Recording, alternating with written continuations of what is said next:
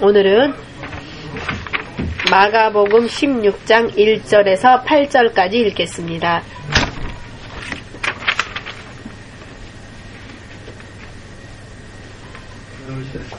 준비되셨습니까? 소리내서. 안식일이 지남에 막달라 마리아와 야고보의 어머니 마리아와 또 살로메가 가서 예수께 바르기 위하여 향품을 사다 두었다가 안식 후 첫날 매우 일찍이 해 돋은 때에 그 무덤으로 가며 서로 말하되 누가 우리를 위하여 무덤 문에서 돌을 굴려주리요 하더니 눈을 들어본즉 돌이 벌써 굴려졌으니 그 돌이 힘이 크더라.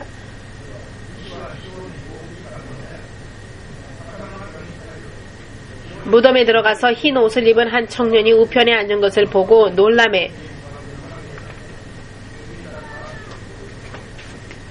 청년이 이르되 놀라지 말라. 너희가 십자가에 못 박히신 나사렛 예수를 찾는구나. 그가 살아나셨고 여기 계시지 아니하니라. 보라, 그를 두었던 곳이니라.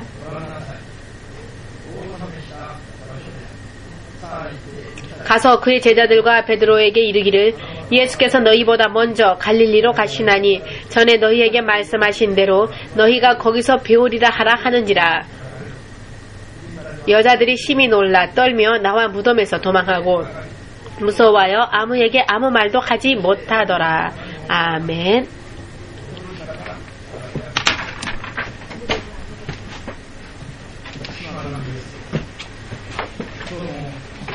주 하나님 되신 예수님, 오늘도 믿음으로 주님 앞에 나와 구원받은 것을 감사합니다. 진실로 주님에게 거듭 감사드리며 이 구원받은 생명의 길을 육신을 떠나는 그 순간까지 좌로도 우로도 치우치지 아니하고 주님과 함께 걸어갈 수 있도록 오늘도 주님의 진리의 말씀을 통하여 한 사람 한 사람을 깨닫게 하여 주시옵고 교훈하여 주시옵소서. 모든 것을 주의 성령께 맡기오니 우리들의 마음과 생각과 우리들의 생각을 뛰어넘어 역사하시는 주의 성령의 능력으로 우리 한 사람 한 사람의 연약함을 도와주시옵고 주님의 그 믿음의 장성한 분량에까지 일각이라도 빨리 성장하고 성숙할 수 있도록 한 사람 한 사람을 도와주시옵소서.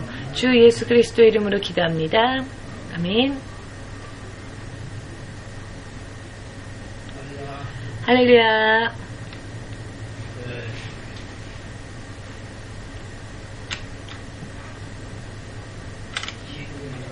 믿음에 의하지 않고는, 믿음이 없이는 하나님을 기쁘게 해드릴 수 없습니다.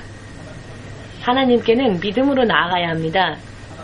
하나님은 믿음으로 나오는 자들에게 하나님의 상을 주시고 또 하나님은 기뻐하십니다. 그리고 믿음으로 나아가는 자에게는 반드시 하나님께서는 상을 주시는 분이십니다. 미리 우리에게 약속하여 주신 대로의 상을 반드시 허락하여 주십니다. 주님과 우리의 관계는 육과 뼈와 살 이와 같은 눈에 보이는 것에 대한 관계가 아니라 피를 나는 그런 관계가 아니라 우리는 믿음으로 하나님의 약속을 믿느냐 혹은 그렇지 않느냐 이런 계약에 의한 언약에 의한 법적인 관계입니다. 그렇기 때문에 나라 민족을 초월하여 누구라도 좋은 것입니다. 믿음으로 예수님의 이름을 믿고 하나님께 나아가는 자는 누구라도 하나님은 바르시는 것입니다.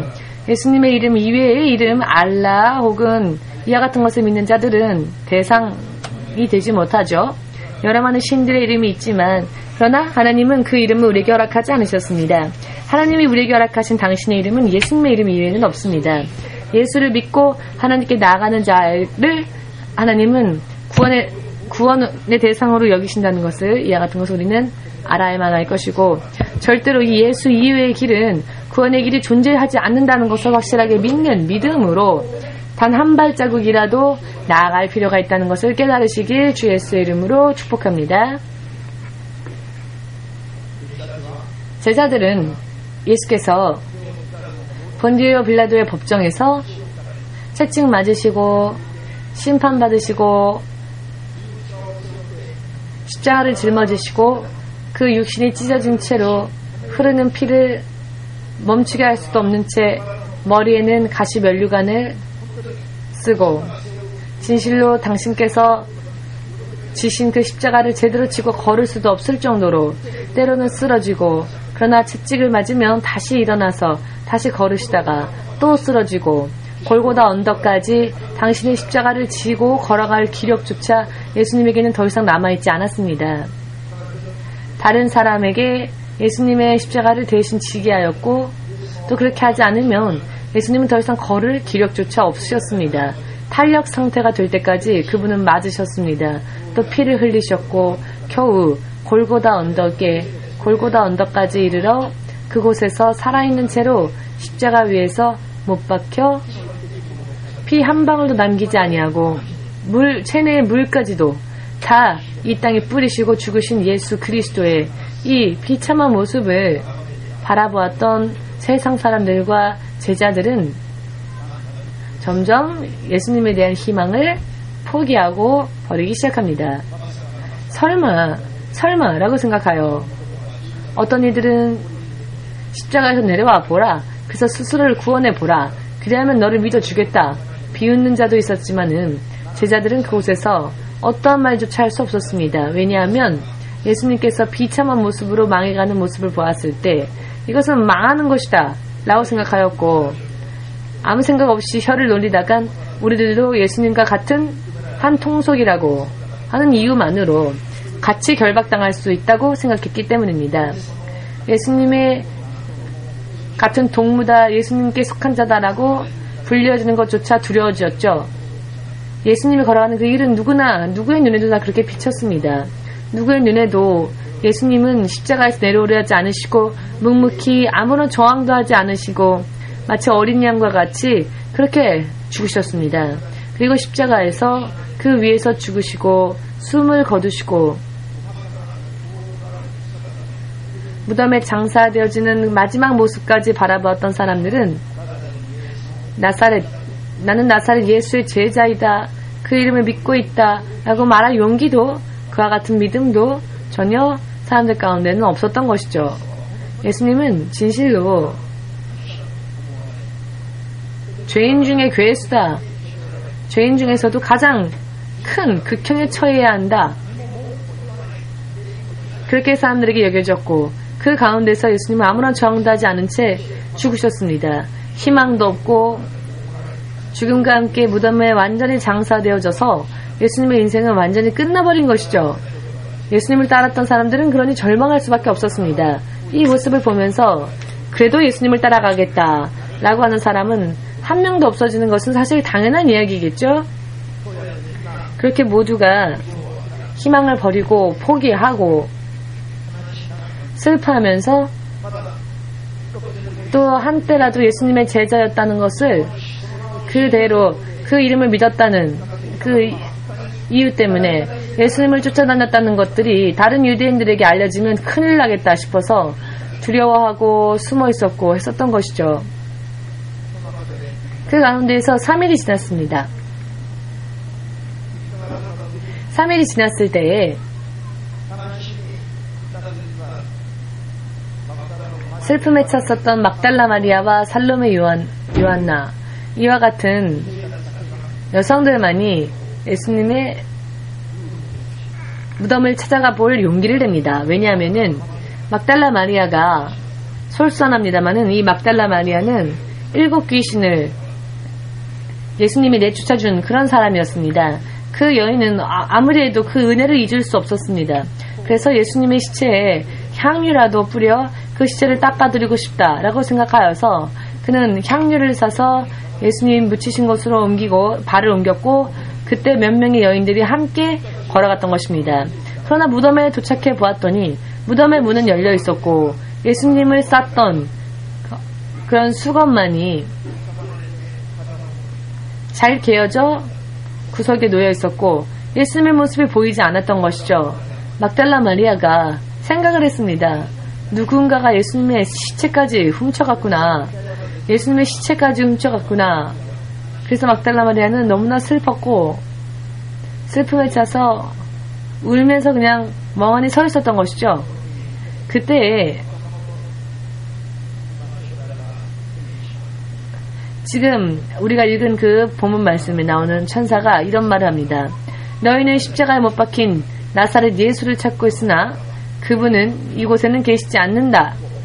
이곳 즉 무덤 속에는 계시지 않는다. 보라, 여기가 그분을 눕혀 놓았던 장소이고 무덤이다. 그러나 그분은 지금 여기에 없다. 가서 제자들에게 전하라. 그분이 살아생전에 십자가에 못 박히시기 전에 미리 먼저 당신께서 예언하신 대로 부활하시고 난 후에 너희보다 더 먼저 갈릴리에 가서 그곳에서, 즉 갈릴리에서 너희가 그분 예수님을 만날 수 있을 것이다 라고 천사가 그렇게 전하는 이야기를 듣지요. 그렇게 전하는 이야기를 듣습니다. 이것이 기독교의 정말 우리들 신자들에게 있어서는 극적인 변화가 일어난 굉장히 중요한 포인트입니다. 십자가를 지고 죽어가시는 예수님의 모습, 이것은 누가 보아도 세상에 이 사람으로서 태어난 사람 가운데서 그러나 가장 봐줄 수가 없는 정말로 비참한 모습으로 예수님은 죽임을 당하셨는데 이것을 보았던 사람들, 그리고 그와 같은 예수님의 모습만 인식했던 사람들은 당연히 예수님을 따라가는 것을 포기할 수밖에 없었던 것이죠. 누가 보아도 그 예수님이 걸어가신 길은 멸망이었으니까, 확실하게 죽음에 이르는 길,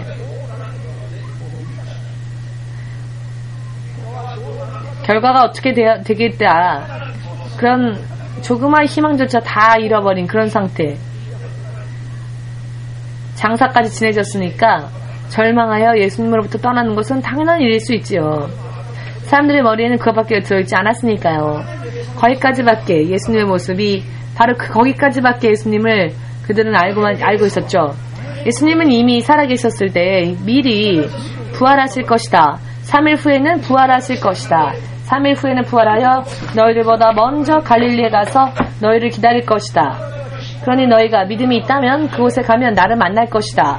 이와 같은 약속의 말씀을 허락하셨음에도 불구하고 그 약속의 말씀에는 그 말씀은 누구의 머리에도 마음속에도 전혀 들어있지 않았죠. 겨우 무덤까지 예수님에게 조금이나마 은혜를 갚고자 그 시체에 향유라도 뿌리자 라고 생각했었던 마리아와 몇 명 여성들은 그래도 저들보다는 예수님을 생각했었죠. 예수님을 사랑했었고 조금이나마 은혜를 갚고자 하는 마음으로 예수님의 시체에 향유라도 바르고 싶다라고 생각했지만, 그러나 그러했던 그들조차도 무덤 속에서 잠들어 계시는 예수님, 그 예수님만 생각하였지 바로 거기서 마음과 생각도 다 멈춰버리고 신앙도 멈춰버린 겁니다. 더 이상의 일은 생각하지 못했습니다. 생각하지 않았죠. 3일 후에 부활하실 것이며 무덤 속에는 없을 것이다 라는 인식을 스스로 할 수 없었습니다. 믿음이 여기까지이니 실족하는 건 당연하죠. 만약 그들이 정말로 은혜를 갚고 싶다라는 마음뿐만이 아니라 믿음도 있었다면은 예수님의 말씀을 먼저 떠올려야 했었을 겁니다. 무덤에는 없지만 갈릴리에서 만날 것이다 라고 하신 약속을 떠올렸어야만 했습니다. 이거는 무덤으로 달려가는 게 아니라 갈릴리에 가서 예수님이 도대체 갈릴리아에 어디에 계실까? 누군가의 집에 계실까? 아니면 산에 계실까? 길을 걷고 계실까? 광야에 가셨다면 광야에 어디에 계실까? 이렇게 찾아다녀야 합니다만은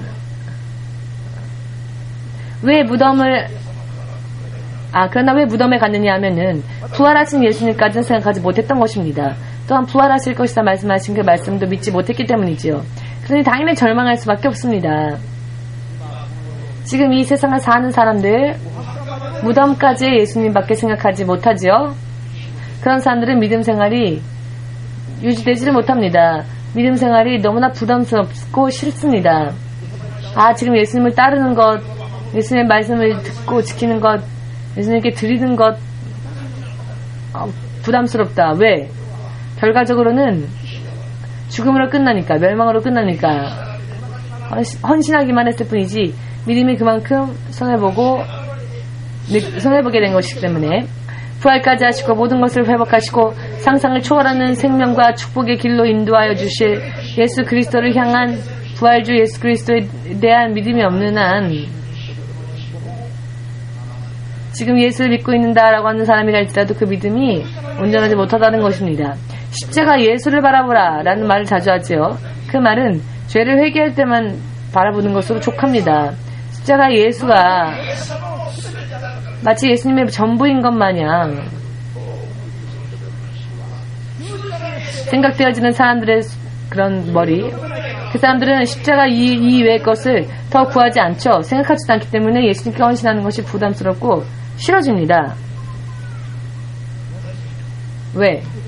결과적으로 인생 피곤할 뿐이고 더 무거운 짐만 지는 것 같고 예수님을 믿어봤자 별로 대수롭지 않다. 그러니까 예수님을 믿는 것도 좋지만 그냥 적당히 믿지 뭐.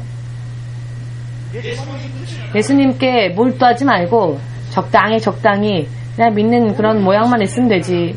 이렇게 권하는 부모, 형제, 친구 그리고 사람들, 지금 그런 사람들이 이 안에도 있습니다. 십자가 예수님만을 바라보기 때문에 그렇습니다. 부활하신 예수님까지 보려고 하지 않기 때문에 그렇습니다. 내 헌신이 허무하게 끝난다라고 생각합니다. 그런 사람들은 지금 이 세상에서도 십자가 위에서 예수님을, 왜 여기에 십자가를, 이 저주의 상징이었던 십자가를 왜 예수님의 그 모습까지 만들어서 붙여놓고는 십자가만 남아있어야 되는데 왜 예수님을 함께 붙여놓습니까? 이런 십자가를 만들어서는 안 됩니다. 예수님은 십자가에 더 이상 있지 않으시니까요. 예수님은 부활하셨으니까요. 십자가 후에 무덤에도 예수님은 계시지 않았습니다. 왜 무덤에 가서 예수님을 찾으십니까? 왜 십자가 위에 있는 예수님을 찾으십니까? 왜 마리아의 품에 안겨있는 예수님만을 구합니까? 그와 같은 것은 전부 예수께서 다 통과하는 과정 중에 하나였을 뿐입니다. 통과하는 길 중에 하나였을 뿐이지 거기에는 예수님이 계시지 않습니다. 이미 지나가셨으니까요. 지나가셨기에 더 이상 그곳에는 예수님이 계시지 않는데 사람들은 예수님이 있는 곳을 찾아가서 거기에서 그것만으로 만족하는데, 예수님이 지금 아직도 십자가에 계십니까? 예수님이 아직도 마리아 품에 안 계셨습니까? 아니요. 거기는 예수님이 계시지 않습니다. 예수님은 당신이 약속하신 장소에 지금 계십니다.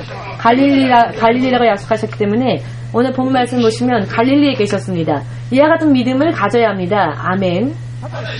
다만 믿으면 그냥 된다, 그게 아니라, 막연히 믿는 게 아니라 바르게 믿어야 합니다. 바르게 믿으면 보입니다. 무엇이 보이느냐? 부활하신 예수님이 보입니다. 십자가에 못 박혀 죽어 계신 예수님이 아니라, 무덤 속에 누워 계신 예수님이 아니라, 부활하여 여기 저기 약속을 가지고 믿는 자를 찾으시며 축복하시기 위해 지금도 믿는 자를 찾으시는 그와 같은 예수님이, 믿음으로 우리가 가까이 나가면 그 예수님을 볼 수가 있습니다. 그리고 그 예수님의 말씀이 먼저 떠오르게 됩니다. 먼저 갈릴라야에서 너희를 만날 것이다. 내가 너희보다 먼저 갈릴라에 갈 것이니 너희가 그곳에 오면 나를 만날 것이다 라고 말씀하셨죠. 갈릴리에서 예수님이 제자를 만났을 때 예수님은 뭐하라고 말씀하셨습니까?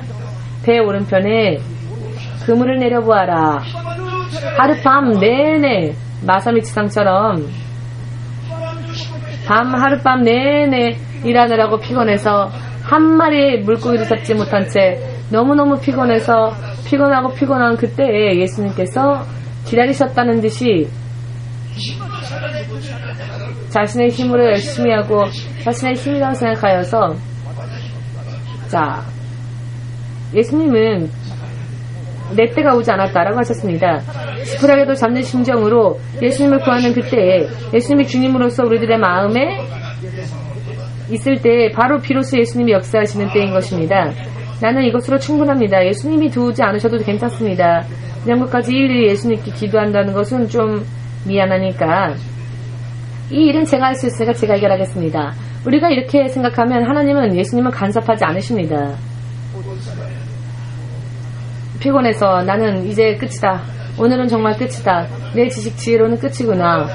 이 세상에서는 소망이 없구나 라고 생각하여 예수님이 한 말씀 말씀하시면 그들을 쫓아가는 지푸라기라도 죽고 싶다라고 하는 약한 마음을 가진 자에게 예수님은 찾아가십니다.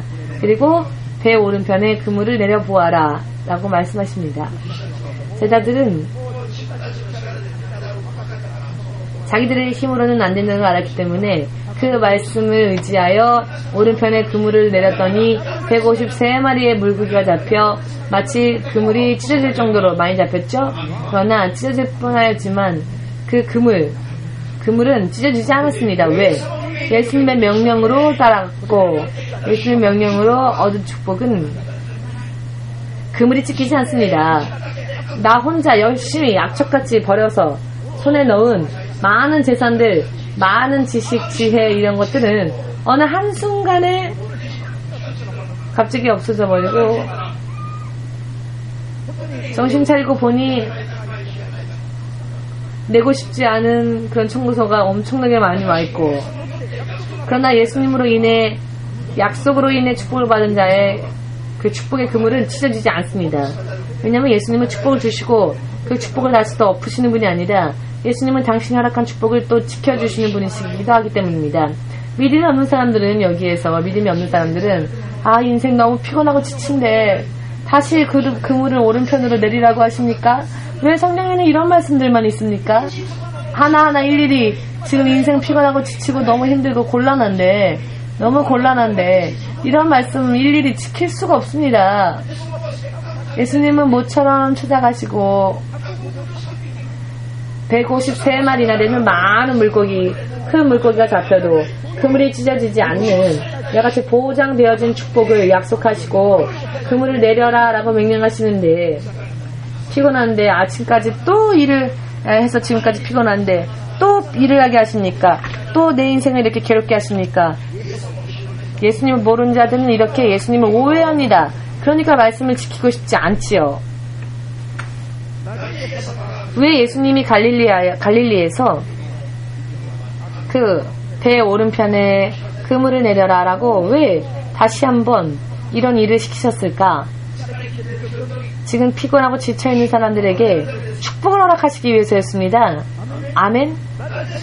왜 성경에는 이렇게 하라, 저렇게 하라, 이렇게 해서는 안 된다, 저렇게 해서는 안 된다, 하라 하는 명령보다 하지 않으면 안 된다라는 명령이 성경에는 왜 많이 있을까요? 이것을 지키면, 이 일을 따르면 여러분들이 하나님으로부터 축복을 받을 수 있기 때문입니다. 인생 피곤하여 교회에 왔는데 더 힘든 짐을 지게 만드는구나 라고 사람들이 오해를 하지요. 부활주 예수님에 대한 믿음이 없는 사람은, 부활주 예수님, 그 예수님에 대한 믿음이 없는 사람은 오해만 합니다. 조금 위로를 받기 위해서, 위로받고 싶어서 교회를 왔는데 오히려 교회 갔더니 더 마음을 무겁게 만드는 얘기만 하고 더 무거운 짐을 나에게 지우게 하고 나를 더 괴롭히는 것 같다, 이렇게 생각하는 것은 무덤 속에 잠들어 있는 예수님밖에 보지 못한 사람들의 믿음입니다. 부활주 예수님에게는, 부활주 예수님에 대해서는 어떠한 지식도 믿음도 없는 사람들입니다. 이해가 되십니까? 이해가 됨에도 불구하고 아멘하지 않는 사람, 혹은 납득되지 않으면 아멘하지 않는 사람, 그 사람은 평생 아멘 안 됩니다. 열심히 하면 그 하는 만큼 내가 손해보는 거라고 생각하는 분들, 그 모든 분들이 다 예수님에 대한 경험도 없고 체험도 없고 부활주 예수님에 대한 능력도 모르는 자들입니다. 그분은 우리들이 잃었던 모든 것들을, 영육혼에 있어서의 모든 축복을 우리들에게 회복시켜 주시기 위하여서, 풍성하게 해주시기 위하여서, 온전히 근본적으로 인생의 문제를 해결하시기 위하여서 부활주 예수님은 갈릴리에서 제자들을 만날 계획을 미리 세우셨던 것이고, 또 이렇게 말씀하시는 것입니다. 이것을 믿지 않으면 크리스찬으로서의 성숙은 기대될 수 없습니다. 왜? 언제나 여기까지 십자가를 더 건너서 십자가 걸려는 예수님만 보는 사람들은 자신의 믿음의 분량을 자기가 정하죠. 자기가 설계합니다. 이 정도면 돼. 이 정도만 하면 되지. 그래도 자기가 예수님 앞에 헌신하고 있다고 그렇게 생각하죠. 나는 그래도 다른 사람보단 열심히 하고 있으니까, 예수님을 위해서 나는 하고 있으니까 라고 생각하죠. 십자가 예수, 죽어 무덤에 묻히신 예수, 그 예수에 대하여 돈을 쓰고 비싼 향유를 사서 예수님의 시체에 발라드리고 싶다라고.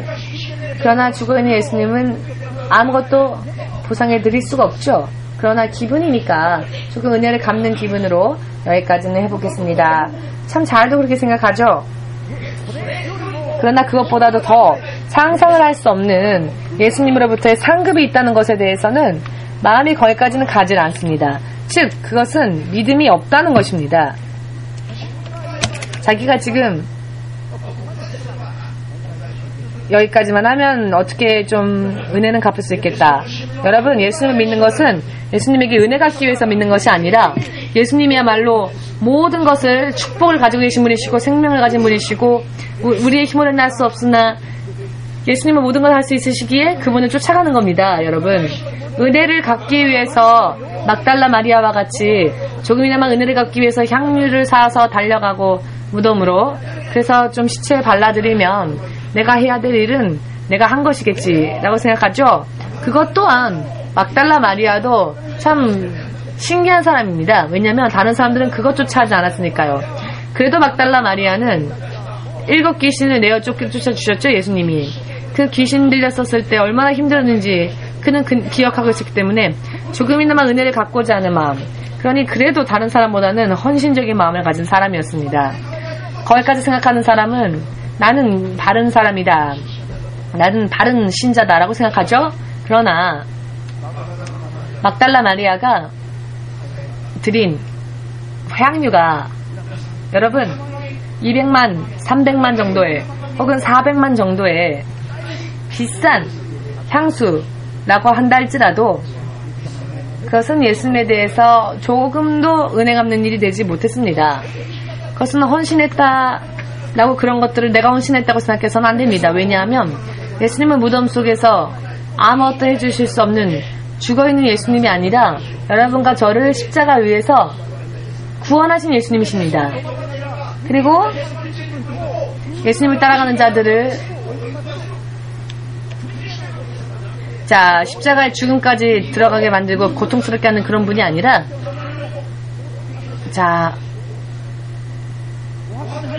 무덤에 들어간 자에게 몸이 썩어서 그대로 멸망하라 라고 예수님 말씀하지 않으시죠? 나처럼 이 죽음의 관문을 통과하고 나와라. 그러면 두 번 다시 썩지 않는 몸을 줄 것이다. 그리고 영원히 내가 가는 하나님의 나라에서 영원히 나와 같은 식탁에 앉아 함께 즐거움에 참여하자. 부활 주 예수님은 이와 같은 분이십니다.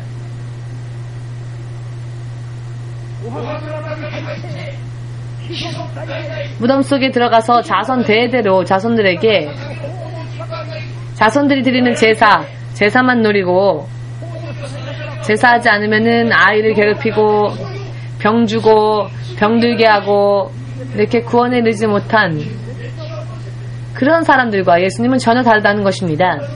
여러분, 이와 같은 이야기를 이해할 수 있으시는지요? 여러분들이 영적이 되면 이런 내용들이 눈에 들어오게 될 것입니다. 예수님은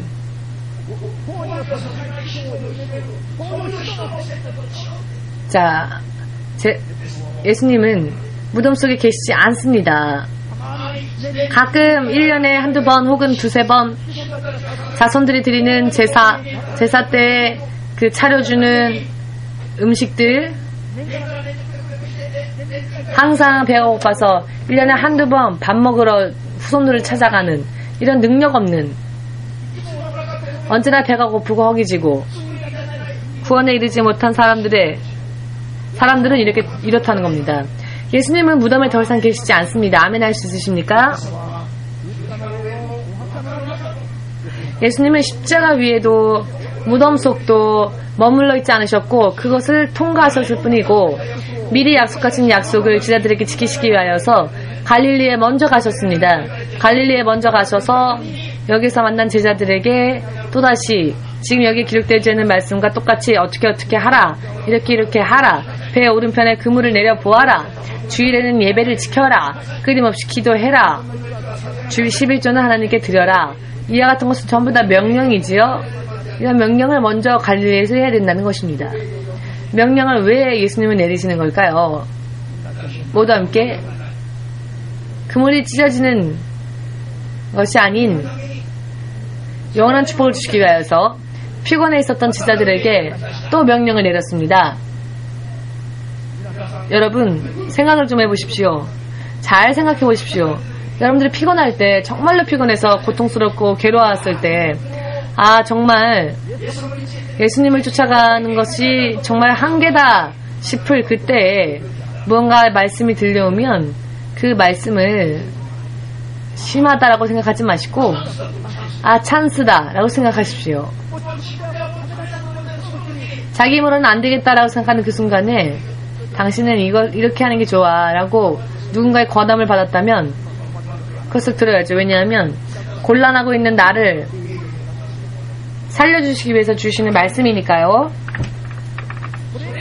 여기에 따르면 153마리와 같은 축복이 기다리는 겁니다. 우리의 인생 속에서도 이해되시는지요? 여러분 간단하게 아멘, 입으로는 아멘 할 수 있죠. 간단하게 지금 세상의 크리스천들은 모두 정말로 행복하게 살아야 한다. 교회 올 때에는 별 좋아하진 않지만 기분이 있으면 이런 것도 좀 하십시오. 하라는 이야기는 아닌데 왜냐, 하라는 의미가 아니라 사람이 그렇죠? 자기의 마음이 뭔가 기쁜 일, 뭔가 좀 높은 사람 만날 때 열심히 치장하지 않습니까? 이런 기분을 예수님에 대해서도 가지라는 겁니다. 우리 목사님은 립스틱 바른 걸 좋아하시는구나, 그런 이야기가 아닌 것이죠. 여러분들이 귀중하고 또 소중한 사람 만날 때 치장하지 않습니까? 그런 마음을 예수님에게도 가지라는 것입니다.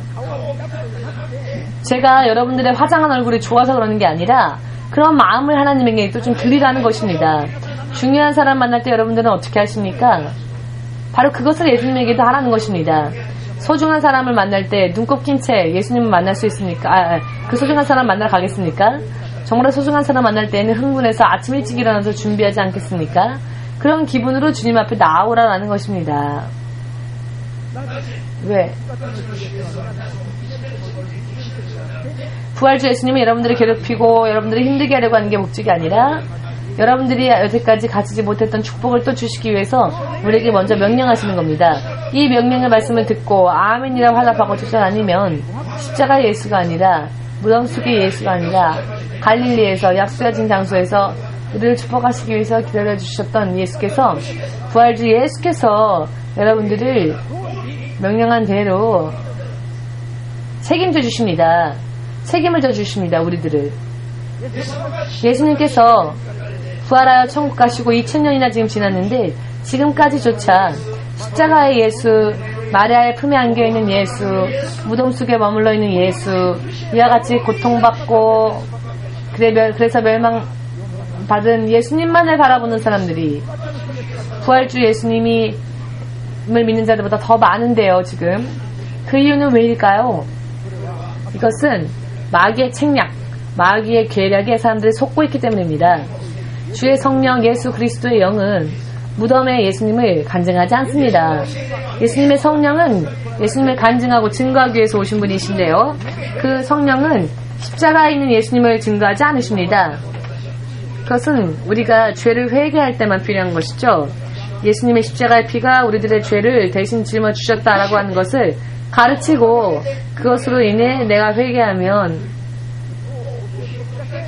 구원받을 수 있다는 것을 가르쳐주기 위해서 십자가 위에서의 예수, 그리고 거기에서 올린 예수님의 그 은혜를 상기시키는 것이지, 실제로 우리가 죄사함을 받고 축복을 손에 넣는 단계에 갔을 때에는 부활주 예수님을 우리가 구하지 않으면 안 됩니다.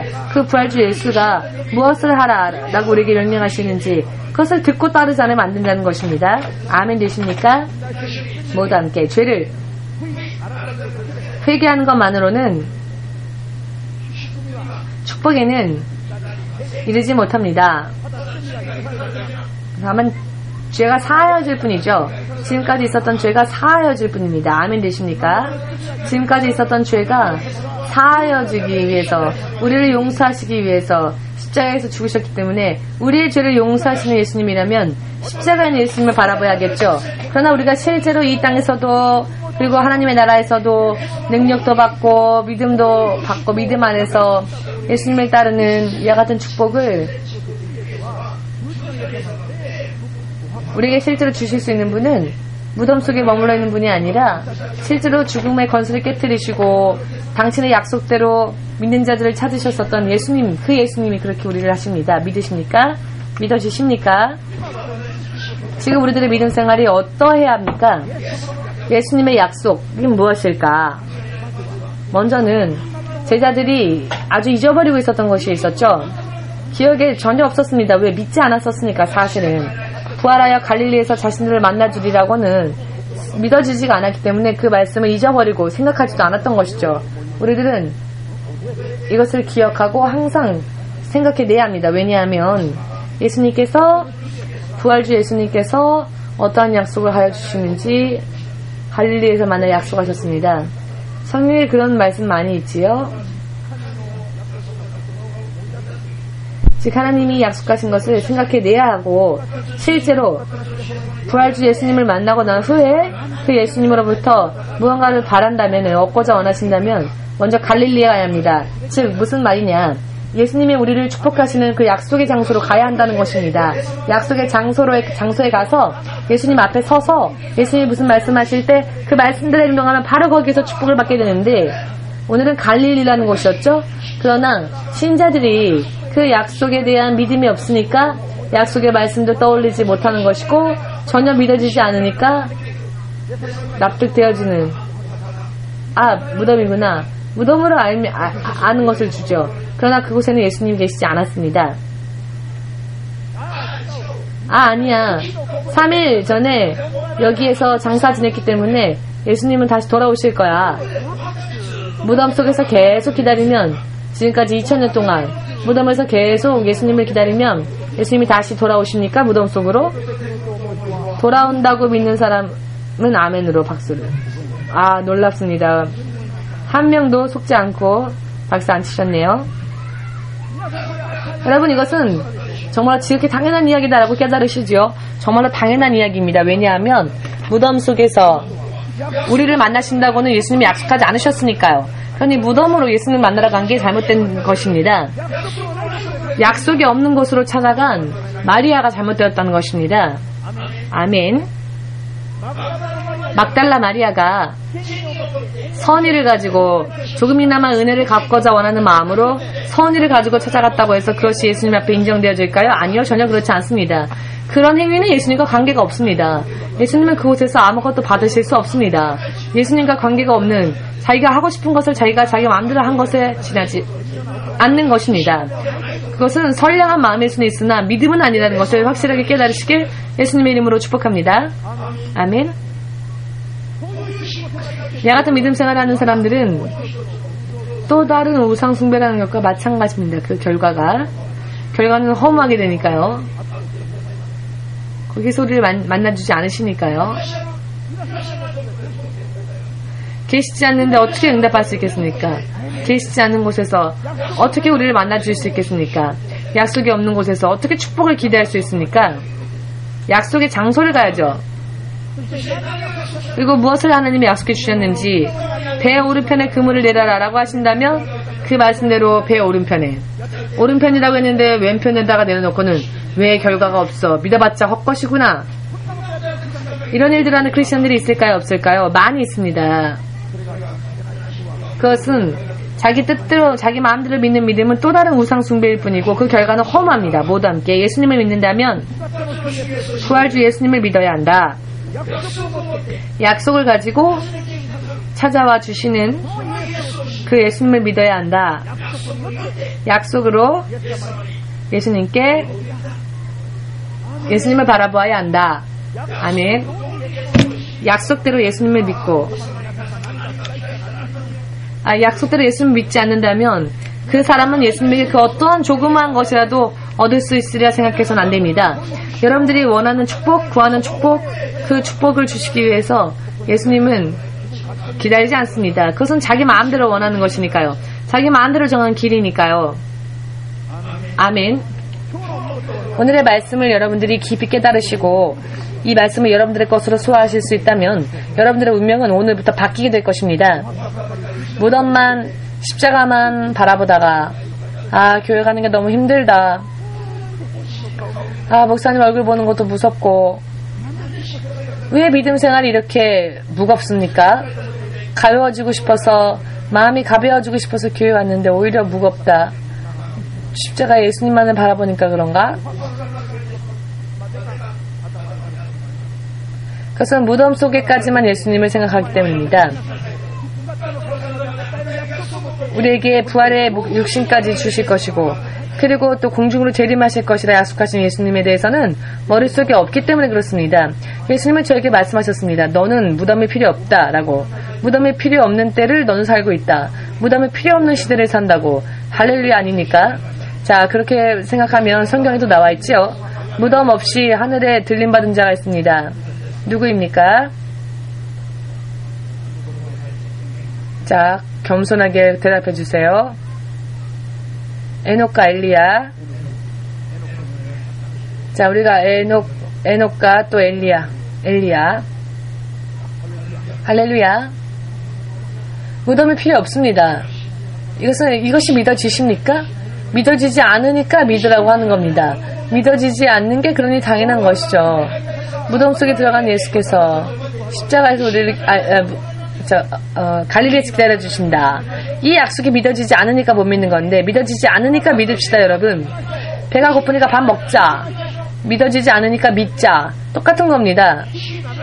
믿어지지 않으니까, 믿어지지 않는 게 이상한 게 아니라 믿어지지 않는 게 사실은 당연하지요.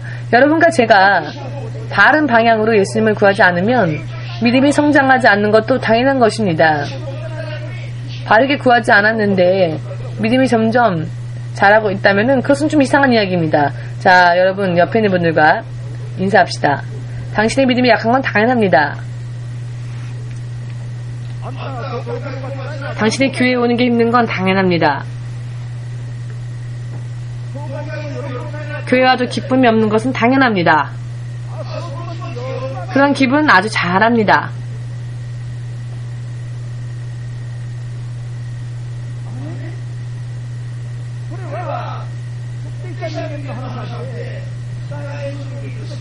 이것은 어떤 특정한 사람들의 얘기가 아니라 세계에 있는 모든 사람들의 이야기이기도 합니다. 예수님께서 찾아와 주시지 않았다면은 부활주 예수님을 만날 수 있었던 사람은 세상에 한 명도 존재하지 않았을 겁니다.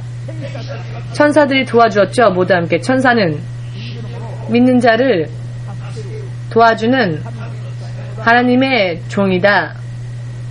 아멘. 그러면 목사님 지금도 천사가 역사하나요? 그것도 질문이십니까?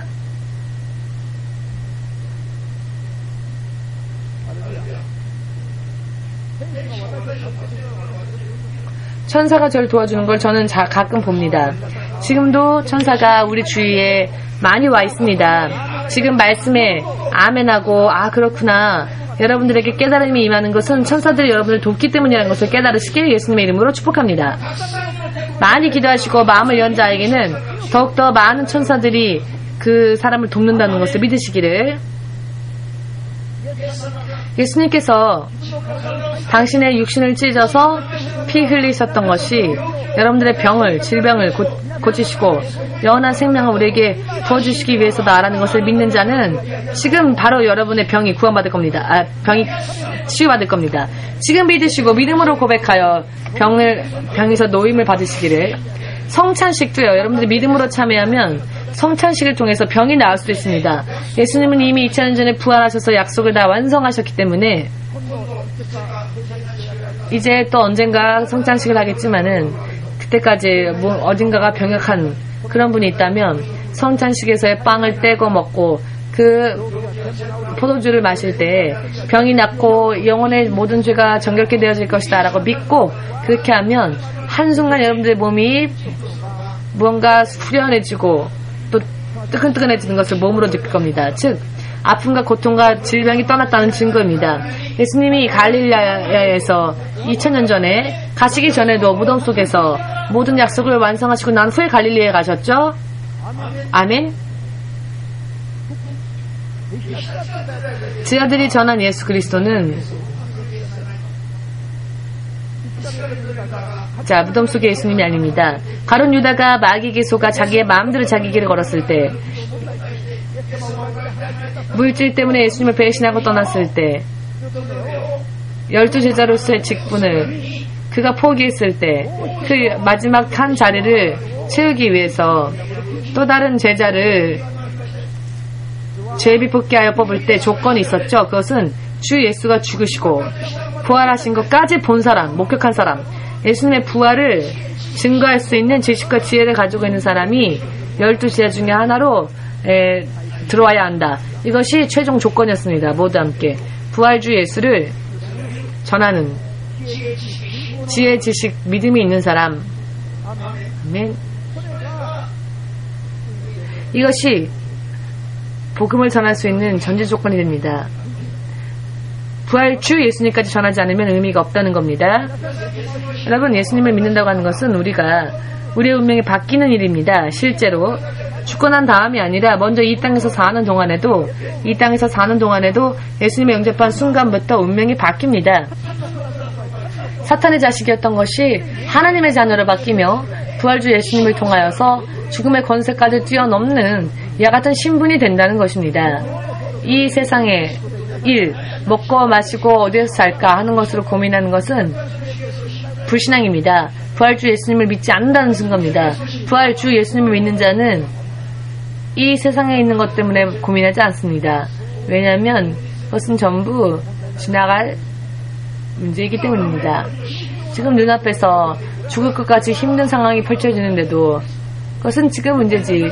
그러나 나는 지금 여기를 지나가야 돼. 그러나 여러분들에게는 내일의 해가 올라올 거야. 여러분들이 지금 눈앞에 있는 문제 때문에 멸망하는 일은 절대로 없다는 것입니다. 부활주 예수님을 믿는 한, 아멘. 저와 사모님이 훈련을 아주 심하게 받았을 때는 매일매일이 절망이었습니다. 사람도 도울 자도 없고 경제적으로 재정도 어렵고 매일매일이 절망 가운데에서 아주 냉혹한 훈련을 받았습니다. 정말로 내일이 보이지 않았던 그때 우리는 언제나 이런 생각을 했습니다. 그래도 6개월 뒤에 우리는 어떻게 되어 있을까? 그래도 6개월 뒤에 우리는 살아있겠지. 1년 지났을 때 어떻게 될까? 지금보다 더 좋아지겠지. 좋아져 있겠지. 왜? 예수님은 부활하셨으니까요. 십자가를 짊어지신 예수님과 함께 우리가 멸망하는 일은 없습니다. 나를 쫓는 자는, 나를 쫓고자 원하는 자는 각각 십자가를 지고, 자신의 십자가를 지고 나를 쫓아오라 하셨을 때 여기 내 십자가라고 하는 것은 우리가 믿는 자로서 말씀을 지키면서 사는 길, 그 길은 자신의 십자가를 짊어지는 길입니다. 고통스러운 길이죠. 자기 자신이 살아있는 한은 걸을 수 없으니까. 마치 멸망의 길처럼 보이니까요. 예수님이 지켜라라고 말씀하신 말씀을 지키려고 할 때, 자, 하나하나 걸리는 게 있죠. 예를 들어 11조를 드리면 야증이 모자란데, 11조를 안 드리면 야증이 딱 맞는데, 11조 드리면 그 부분만큼 야증이 모자라네. 그러면은 11조 드리는 말씀을 못 지키게 되죠? 안 될 것 같고. 그때 다음 달부터 하지 뭐. 다음 달부터 하면 다음 달에 올 때까지 예수님을 쫓아가는 믿음이 성장하지 않겠지요. 예수님은 부활하셔서 다른 제자들에게 그 얼굴을 보이셨고 만났는데, 도마는 예수님을 만난 사람들이 그 예수님을 전하는 것을 믿지 않았죠. 의심하였습니다. 도마가 믿지 않아도, 도마가 인정하지 않아도 예수님은 부활하셨고 이 마을 저 마을 걸어 다니셨고 제자들에게 당신의 모습을 드러내 주셨죠. 의심했었던 도마가, 예수님, 부활주 예수님을 인정하지 않았던 도마가 그냥 도마만 한 주간 늦어질 뿐이었죠. 한 주간 늦어져서 그만큼 시간의 손해를 본 것은 도마 자신이었습니다. 모두 함께 의심하면 축복이 찾아오는 것이 늦어질 뿐이다. 아멘. 결과적으로 예수님을 온전히 만나면 도마가 예수님 만났더니 자연히 그 팔이 올라가 나의 주 나의 하나님이여 라고 고백할 수 있었죠. 그 고백을 한 사람은 다른 사람이 아닌 도마였습니다. 다른 제자들은 예수님을 만나고 멍하니 있었죠. 이게 꿈인가? 이게 현실인가? 이게 뭘까? 전혀 모르는 이런 기분으로 있을 때 도마는 확실하게 예수님에게 고백하죠. 내 주 내 하나님이여 라고. 도마는 저 인도까지 가서 복음을 전파하다가 인도에서 순교당했습니다. 그래도 조금도 동요하지 않았죠. 스스로 자원하여 그 길 걸었습니다. 왜냐하면 나의 주 나의 하나님 부활주 예수님을 실제로 만났기 때문에. 죽는 것도 두려워하지 않았죠. 왜냐하면 자기가 죽는다 할지라도 예수님처럼 무덤 속에 머물러 있지 않은 채 부활하여 나와서 부활의 생명이 계속 자신에게 주어질 것임을 보았고 또 믿었기 때문입니다. 도마는 손으로 예수님의 창자국, 그 옆구리의 창자국을 만져보았죠. 아, 창으로 정말로 찔린 자국. 그리고 이 손에 손을 넣어보았더니 예수님의 손에는 또 못자국이 남아있었죠. 예수님의 손에 못자국과 예수님의 옆구리의 창자국에 손을 넣어보고 그 자국을 확인하고 못자국과 창자국을 확인하고 난 다음에 도마는 나의 주 나의 하나님이시여 라고 확실하게 예수님의 부활을 만지고 확인한 것은 도마였습니다. 그래서 그는 더 이상 죽음을 두려워하지 않았습니다. 죽어도 다시 부활하여 하나님의 나라에 옮겨질 것을 알았기 때문입니다. 부활주 예수님은 우리들의 인생의 모든 문제 앞으로 영원토록 완전하게 우리를 완전케 해주시는 분이십니다. 설령 죽는다 할지라도 다시 부활시켜 주시는 하나님이십니다. 이 부활주 예수 그리스도에 대한 믿음이 없는 사람은 마음이 뜨거워지지 않죠. 거듭나지 못합니다. 즉 지금까지 자기가 걷던 길을 그냥 걷기만 하면서 예수님에게 때때로 도움만 받고자 원하는 사람이죠. 그러나 예수님을 믿고 부활주 예수님을 믿고 부활주 예수님을 만난 자는 거듭납니다. 지금까지 걸어왔었던 인생을 다시 걷지 않죠. 사도 바울은 예수를 만나기 이전에 과거의 자신을 배설물처럼 여겼던 것처럼, 왜냐하면 그것들은 결국 다 허무하니까, 그것은 결국 무덤에서 끝나버리고 마는 인생일 뿐이니까. 무덤에서 끝나버리는 인생, 사도 바울이 자신의 인생을 배설물과 같이 버린 것, 그러나 그것을 위해서 지금도 목숨 걸고 있는 사람들이 있지요. 목숨 걸고 있죠. 바울은 부활주 예수님을 만나기 전에는 바울은 어떤 사람이었습니까? 크리스찬들을 모두 죽이려고 했던 자였고 잔혹한 자였고, 크리스찬을 결박해서는 그들에게 돌을 던지고 그들을 핍박하는 것에 가담했던 자였고 찬성했던 자였고, 담에서까지 가서 믿는 자들을 붙잡아 형무소에 넣으려고 하였죠. 그렇게 마음이 뜨거웠던 자였고 예수 믿는 자를 핍박하는 것이 자신의 일이다 하여 열심히 그 일을 행했던 자가 바로 사도 바울이었습니다. 그러나 그때 이름은 사울이라는 이름이었죠. 스스로 큰 자다라고 하는 이름의 뜻입니다. 이 뜻이. 예수를 몰랐을 때에는 부활주 예수님에 대한 이야기를 들어도 그것을 믿는 크리스찬들을 오히려 핍박하고 박해하였죠. 왜냐?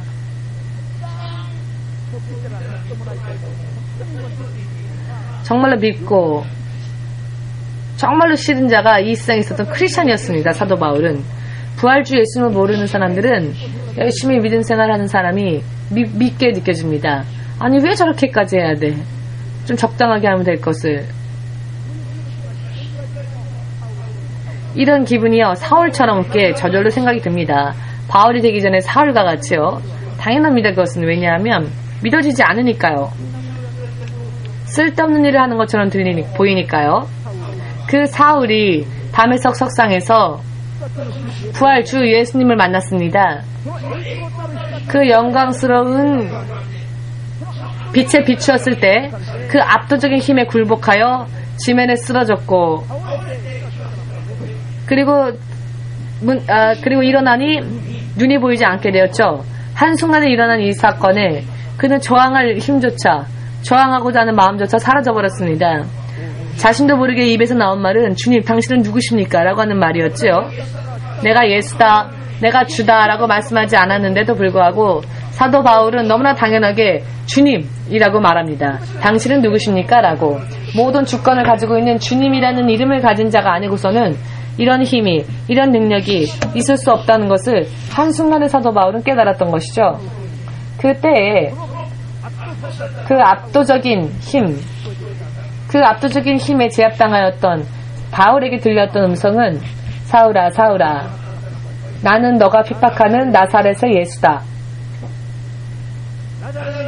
나사렛의 예수를 믿는 자는 전부 다 체포하여 죽이고자 했었던 그 나사렛 예수, 그 예수가 부활주라고는 그때서야 비로소 깨달았던 것이죠. 그때서야 비로소 알았습니다. 부활주 예수님은 하나님이십니다. 더 이상 그분은 하나님의 아들이 아니라 하나님이십니다. 예수님이 하나님의 자녀로서, 하나님의 아들로서 그런 신분으로 이 땅에 왔습니다. 그러나 그것은 십자가에서 죽기까지 우리들의 죄를 대신 담당하고 우리 대신 우리의 속죄물이 되기 위해서. 그러나 예수님은 부활하시고 난 다음부터는 이미 그분은 하나님이십니다. 사람이라고 하는 이름을 가진 구원받은 모든 자들을 지배하는 분이십니다. 그렇기 때문에 그 모습을 우리는 죄를 가지고 있는 채로는 바라볼 수가 없죠. 죄를 가지고 있는 채로는 그 영광의 빛을 본 순간 눈이 어두워질 수밖에 없습니다. 목숨이 끊어지지 않은 것만으로도 감사해야 할 지경이죠. 왜냐하면 하나님을 보면 실제로는 죽기 때문입니다. 아멘 할 수 있으십니까? 그렇기 때문에 부활주 예수님의 모습, 죄를 가진 채로 그분을 볼 수 없게끔 예수님은 그 눈을 멀게 하셨던 것이죠. 그분의 존재를 모르니까 믿음 생활이 재밌지도 않고 즐겁지도 않고 뜨거워지지도 않고 감사도 없고 그냥 모양만 있는 것입니다. 마치 타임카드 찍고 다시 돌아가는 것처럼. 함께 구원받아 하나님의 자녀가 된 가족들의 모습은 별로 보려고 하지 않고 할 수만 있거든 떨어져 앉으려고 하고, 3부 예배 때 옆에 있는 분과 인사합시다 라고 아무리 권해도 입은 여는데 시선은 저를 쳐다봅니다. 옆에 있는 사람하고 절대 눈 안 마주치죠. 그래서 저도 가끔 얘기합니다. 여러분 모두가 다 똑같은 일본 사람인데 그래도 안 됩니다. 그래도 안 봅니다.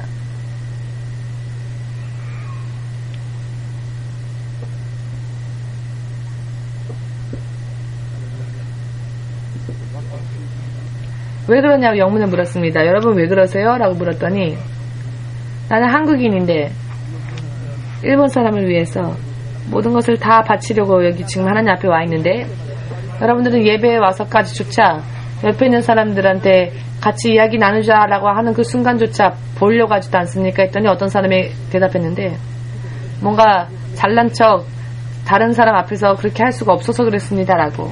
이런 일본 사람들의 마음, 이게 좋은 면에서는 친절한 것이겠지만 나쁜 면으로 말하면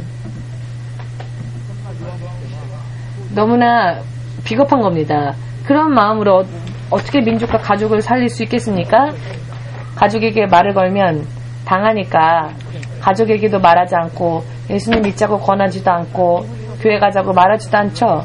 일본 사람들 언제부터 그렇게 마음이 그렇게 약해졌습니까? 한국을 침략했을 때처럼 그런 왕성한 혈기를 좀 해보길 바랍니다. 나쁜 의미로서 얘기를 하고자 하는 게 아니라 영적으로 그 정도의 용기를 가지고 영적인 일을 해보라 라는 이야기인 겁니다. 옛날 일을 다시 하라는 이야기가 아니라 영적으로 좀 힘을 내십시오 라고 하는 이야기입니다. 없었던 게 아니라 있었음에도 불구하고 지금 없어져 버렸죠. 그것도 마귀의 방해 때문에 그렇습니다. 일본 땅에 하나님이 소망을 가지고 계시기 때문에 일본 민족의 이들 하나님 버리실 수 없기 때문에 부활주 예수께서 피를 흘리신 가운데에서 그 부활주 예수님을 가장 많이 인정하고 그리고 그 예수님 때문에 많이 목숨을 버린 사람들이 제일 많은 곳이 일본입니다. 그러니 이 일본을 크리스찬 대국으로 만들고자 하는 부활주 예수님의 계획이 있기 때문에 갈릴라에 가기 전에 무덤으로 먼저 가게 했죠. 제자들을 마귀가. 이와 같은 일본 사람들, 일본 크리스찬들이 많이 불어나서 승리하기 전에 일본 사람들의 마음을 사탄으로 향하게 하고 우상숭배하게 만드는 게 사탄입니다. 그렇기 때문에 형제한테조차도 교회 같이 가자고 권하지 않죠. 집에 돌아가시면 교회 주일날 같이 가자 라고 말하지 않습니다. 주일날 교회 가야 될 때는 다른 사람들한테 폐 끼치지 않으려고 살짝 혼자 나오죠. 이사야마 이르고상 남편이 매주 이렇게 데려다주고 데리러 가는데 아직도 설득을 못합니까? 남편을. 당신 날 사랑한다면 천국 같이 갑시다. 천국 같이 가고 싶지 않으면 나를 사랑하지 않는 거다라고 확실하게 얘기하세요. 확실하게 얘기해도 자, 여러분 두려울 게 없는 게 부활하신 예수님이 지켜주시기 때문입니다. 그러니 뭘 두려워하겠습니까? 세상에는 뭘 두려워합니까? 죽어도 부활하시는 예수님, 그분만을 바라보고 그분만을 두려워해야 하는데 그 이외에 쓸데없는 것들에 마음과 시선을 빼앗기고 믿음을 빼앗겨서 두려워하고 있으니까 믿음이 스스로 믿음도 성장하지 않고 주위의 가족들도 구원으로 인도하지 못하는 겁니다. 저와 사모님은 믿음으로 저 사모님은 제가 조금 잘못하지 않아도 만약에 제 의견이 자기 의견과 틀릴 때는 목숨 걸고 그 공격을 해옵니다. 그 이유는 이해가 됩니다. 자, 그거는 이쪽에 대해서 더 잘 해주고 싶으니까 그런 열정이 있기 때문에 그렇게 권하는 건 아는데 그래서 잘못된 거란 걸 알면서도 들어주는데 그 기분에 져서요. 그러나 사실은 제가 맞는데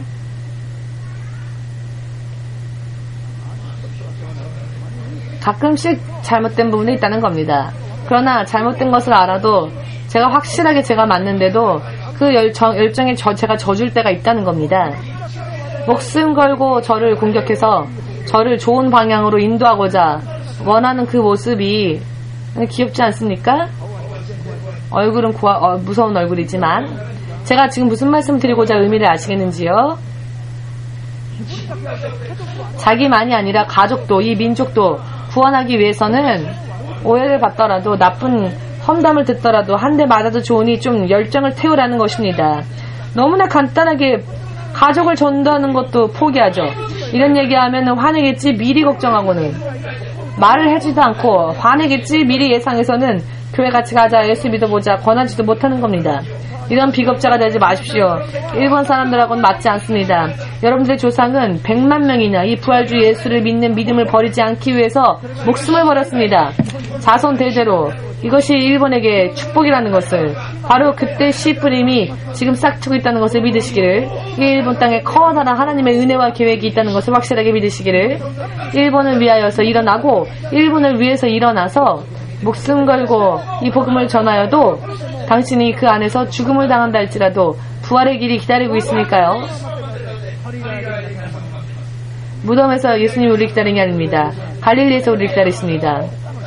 자, 예를 들어 여러분들이 어딘가에서 죽었다 할지라도 예수님은 거기서 여러분을 기다리시는 것이 아니라 다른 축복이 있는 곳으로 여러분들을 기다리십니다. 상상을 초월하는 축복을 가지고 부활주 예수님, 정말로 그분을 만난 사람들은 흔들리지 않지요. 그 마음이. 고배호 목사님이 며칠 전에 목사님 지금 한국의 카페에 그 기사가 올라 있는데 꿈을 꿨더니 마지막 시대가 가까이 와서 정말로 예수님을 믿는 것 자체가 불법이 되고 교회 가는 것 자체가 불법이 되어서 교회 가는 것이 죄가 되는 그런 시대가 되어서 정말 교회 가는 것이 두려워서 여기저기 사람들이 교회에서 흩어져 가고 있을 때에 동경 EMC 땅끝 선교교회 사람들은 오히려 더 많은 사람들이 교회로 몰려왔다고 조금도 동요하지 않고 죽이려면 죽여라 체포하려면 체포해라 형무소에 넣으려면 넣어라 나는 교회 갈 것이다. 그래서 사람들이 아주 꽉꽉 이 교회 안에 채우고 있는 모습을 보았답니다. 왜일까요? 이 교회는 부활하고 살아 역사하시고 그리고 죽음의 권세를 깨뜨리신 예수님을 믿고 있고 그분을 전하고 있고 그분의 보호 안에 있는 교회이기 때문입니다. 아멘 되십니까? 여러분들의 인생에 여러 많은 의미에서 여러 많은 시련과 환난과 핍박과 박해가 닥쳐오는 것은 사실 당연한 이야기입니다. 하나님의 자녀이니까 크리스천이니까 하나님의 자녀로서 경건하게 살려고 하면 할수록 마귀는 그 순간부터 공격하기 때문에요. 함께 지옥으로 끌고 가려고 공격을 합니다. 그러나 그때 여러분들이 십자가 위에 예수, 무덤 속에 예수만을 생각하면 예수님과 항상 엇갈릴 수밖에 없습니다. 모처럼 교회를 다녀도 언제나 결과가 없고 모처럼 부활주 예수님이 이런 계획과 약속을 가지고 어디서 우리를 기다려주시는지, 그 부활주 예수님, 그분을 쫓아가기 위해서 반날 없이 깨어서 기도하면서 주의 영의 능력의 충만함을 받고 살 때 여러분들 운명이 바뀌게 될 것입니다. 그리고 닥쳐오던 모든 문제로부터 보호하심을 받고 해방되어질 수 있을 겁니다. 왜? 예수님은 죽음의 권세보다 더 강한 분이시니까. 죽음의 권세를 깨뜨리고 생명에 이르는 길을 여신 분이시니까. 부활주 예수님이 여러분들 정말 믿음으로 부활주 예수님을 마음속으로 영접한 자는 두려울 게 없어집니다. 두려운 게 없어집니다. 어떤 의미로는 빨리 죽으면 빨리 천국에 갈 수 있어서 좋을 것 같다. 어떤 때에는 기도하는 어딘가 몸이 안 좋을 때 기도하지 말까? 왜냐하면 이대로 몸이 약해져서 죽으면 빨리 천국 가니까 라고 생각할 때가 가끔 있습니다. 물론 자꾸 이런 생각하면 하나님이 화를 내시니까. 피곤할 때에는 빨리 가고 싶다 하나님 나라에. 왜? 사실 하나님 나라에 빨리 가고 싶습니다. 부활주 예수님이 가신 하나님의 나라 천국. 사울이 바울이 되어서 제3의 하늘 그 낙원에 그는 갔다 왔지요. 바울이 가서 본 제3 하늘 하나님의 나라 그 낙원 저도 가서 보았습니다. 50분 동안 제가 그 나라를 하나님이 보여주셨습니다.